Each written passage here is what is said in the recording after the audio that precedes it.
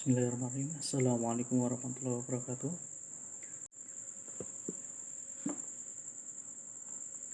Puji syukur kita aturkan kepada Allah Subhanahu wa taala yang telah memberikan kita nikmat serta taufik dan hidayahnya supaya kita sehat sentosa dan dapat melakukan thalabul ilmi dengan lancar. Allahumma amin.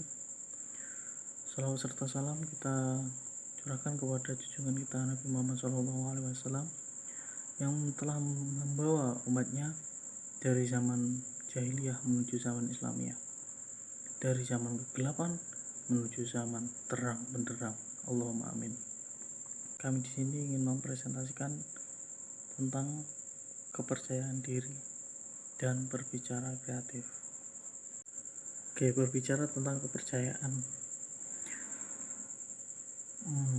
Kepercayaan ini berasal dari diri seseorang. Kepercayaan ini adalah bagian penting dari sisi manusiawi.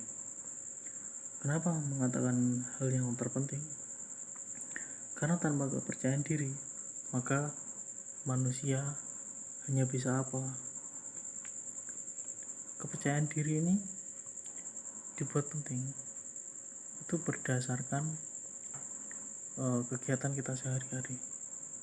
Contohnya, kita mau ke misalnya ke masjid, tanpa kita sadari kalau pertama baru kita melangkahkan kaki dari rumah. Kalau orangnya introvert, maka dia tidak akan percaya diri. Dan apa hasilnya? Ya, hasilnya otomatis dia akan pulang, mundur, tidak jadi ke masjid. Nah, itu contoh kecil. Kalau contoh besar, kepercayaan diri di public speaking, sebagaimana kita tahu bahwasanya public speaking itu mengarahkan sisi individu kita untuk menyampaikan hal yang berguna atau sebuah kajian atau sebuah ilmu kepada khalayak ramai. Itu public speaking. Nah, kepercayaan diri ini di mana letaknya? Letaknya sebenarnya itu ada di diri manusia. Dengan apa kita membangun kepercayaan diri? Ya, dengan latihan tentunya, dengan berbagai upaya-upaya yang kita lakukan supaya terbentuknya sebuah pengalaman-pengalaman sehingga menjadikan kepercayaan diri ini muncul dengan sendirinya. Kita seperti contohnya ya, kalau misalnya public speaking itu orang ceramah di masjid, itu harus percaya diri akan ilmu-ilmu yang akan disampaikan. Kalau dia tidak percaya diri, maka ya banyak sih sebenarnya yang saya temukan biasanya di masjid-masjid itu yang masih muda-muda, bahkan itu masih bimbang akan menyampaikan akan ilmu. Seperti perkataannya itu terpatah-patah, kemudian bicara dan lain sebagainya, atau ada jeda dalam perkataannya. Itu bisa diukur dengan insting sebenarnya, kepercayaan diri itu. Kenapa saya katakan penting? Karena ya contoh saja, ketika kita mau ke warung bersama teman-teman, kita mau beli apa, misal beli nasi goreng, itu tidak semuanya akan mengatakan, bang saya minta nasi goreng, bang saya minta nasi goreng. Kalau ada 100 orang, apa semuanya akan mengatakan itu? Nah, tidaklah. Maka ada perwakilan satu orang yang maju, ya biar saya saja yang pesankan. Itu di antara 100 orang, tidak semuanya mampu untuk mengatakan atau memesan. Jadi mereka lebih mengunggulkan siapa yang sering beli nasi goreng, biasanya seperti itu. Atau mereka yang mempunyai kualitas pribadi yang sudah terlatih, itu kepercayaan diri. Di sini saya tidak akan berbicara banyak, jadi nanti kawan-kawan atau teman-teman bisa lihat di di teks itu ya, di makalah. Jadi ada beberapa ciri-ciri untuk mengetahui tentang kepribadian seseorang kalau beliau itu sudah menempuh kepercayaan diri. Kepercayaan diri itu cirinya satu, tidak pemalu, optimis, tidak bergaya, mandiri, kemudian yakin atas pendiriannya sendiri. Jadi tidak selalu bingung, tidak selalu linglung. Jadi atas apa yang ingin dia lakukan ya dia lakukan, itu percaya diri. Tapi bukan letterlek ya. Kalau terlalu letterlek itu namanya kaku. Ini berbeda. Percaya diri hampir sedikit mendekati kaku, tapi tidak sampai. Terus kemudian sadar akan potensi. Percaya diri ini ketika manusia sudah mengenali jati dirinya, sudah percaya pada dirinya sendiri, maka dia akan mengeluarkan segala potensi apa yang ia bisa untuk meraih sesuatu atau tujuan yang ia ingin dapatkan. Kemudian ada juga kalau orang yang percaya diri ini, dia mengatakan bahwasanya percaya diri itu bukan secara keturunan, tapi diajarkan kepada barang siapa yang mau belajar untuk melatih mental kepercayaan dirinya, maka dia bisa menggunakan kepercayaan diri ini. Kemauan mengambil risiko. Orang yang percaya diri tidak akan akan pasti punya perencanaan dalam menghadapi segala situasi, kondisi, atau berbagai macam masalah.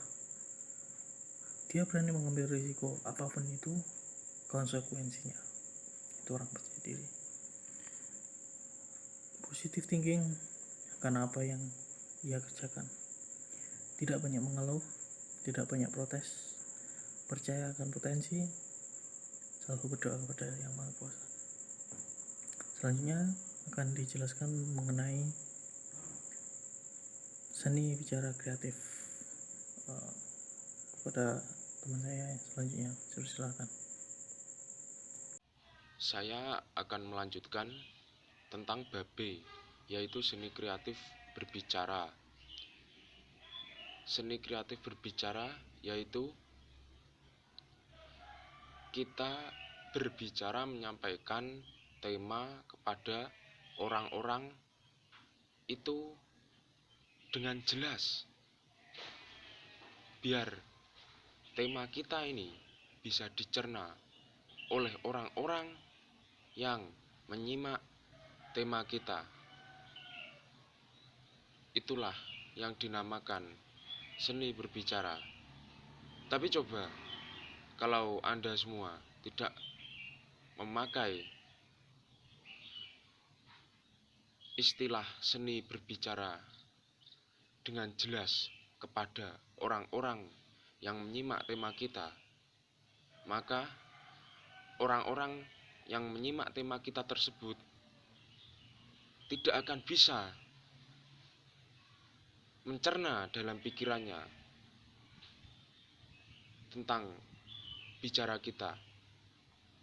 Nah, contohnya orang yang tidak bisa mencerna tentang tema bicara kita, yaitu menurut orang-orang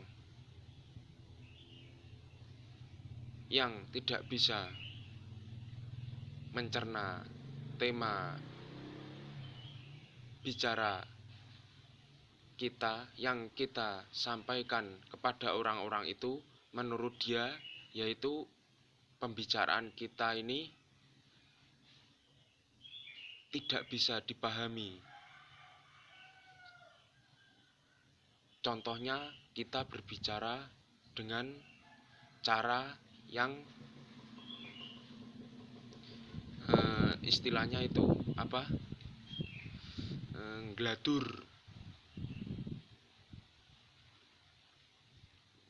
Gladur atau bahasa Indonesianya itu ya kita ini tidak bisa berbicara dengan narasi yang jelas. Bahasa Indonesianya itu gladur. Bahasa Jawanya itu gladur dan bahasa Indonesianya itu ngawur. Kalau kita bicara menyampaikan tema kepada orang-orang seperti itu, maka orang-orang tersebut tidak akan bisa mencerna tema yang kita sampaikan. Kalau tema kita ingin dicerna oleh orang-orang yang menyimak tentang tema kita, maka kita harus menggunakan seni berbicara dengan jelas dan jangan gladur, atau tadi bahasa Indonesianya yaitu ngawur. Kalau kita ngawur, maka tema kita tidak akan bisa dicerna. Bentuk rasa percaya diri yang kuat dalam dirinya. Yang kedelapan ialah membangun pendirian yang kuat. Pendirian yang kuat teruji jika dihadapkan pada berbagai masalah dan pengaruh negatif sebagai imbas dari interaksi sosial. Individu yang percaya diri selalu yakin dengan dirinya dengan tidak merubah pendirian meskipun banyak pengaruh negatif di sekelilingnya. Yang kesembilan, pandai membaca situasi. Situasi yang perlu dibaca dan dipahami, misalnya nilai-nilai etika yang berlaku, agama dan adat istiadat dalam masyarakat tertentu. Yang kesepuluh, pandai menempatkan diri. Seorang individu dapat menempatkan dirinya pada posisi yang tepat, yang bisa membuat individu tersebut dihargai, sehingga kepercayaan dirinya akan meningkat. Yang ke-11, pandai melakukan penyesuaian dan pendekatan pada orang lain. Seseorang yang mampu melakukan pendekatan atau penyesuaian diri tanpa kehilangan jati dirinya dan melakukan pendekatan yang wajar untuk bekerja sama, maka akan memudahkan individu untuk mencapai kesuksesan dan menimbulkan pengaruh positif bagi peningkatan percaya dirinya. Sedangkan menurut Lauster memberikan beberapa petunjuk untuk meningkatkan rasa percaya diri, yaitu A. Sebagai langkah pertama ialah sebab-sebab mengapa individu merasa percaya diri. B. Mengatasi kelemahan. Dengan adanya kemauan yang kuat, individu akan memandang suatu perbaikan yang kecil sebagai keberhasilan yang sebenarnya. C. Mengembangkan bakat dan kemauannya secara optimal. D. Merasa bangga dengan keberhasilan yang telah dicapai di dalam bidang tertentu. E. Jangan terpengaruh dengan pendapat orang lain. Dengan kita berbuat sesuai dengan keyakinan diri kita sendiri, kita akan lebih percaya diri. F. Mengembangkan bakat melalui hobi. G. Bersikaplah optimis jika kita diharuskan melakukan suatu pekerjaan yang baru kita kenal dan ketahui. H. Memiliki cita-cita yang realistis dalam hidup agar kemungkinan untuk terpengaruhi cukup besar. Oke, mungkin cukup sekian dari kami. Kami aturkan terima kasih telah menonton video kami yang begitu singkatnya. Ya, semoga amal ibadah kita diterima oleh Allah Subhanahu wa taala. Akhirul kalam, wassalamualaikum warahmatullahi wabarakatuh. Ingat, harus percaya diri.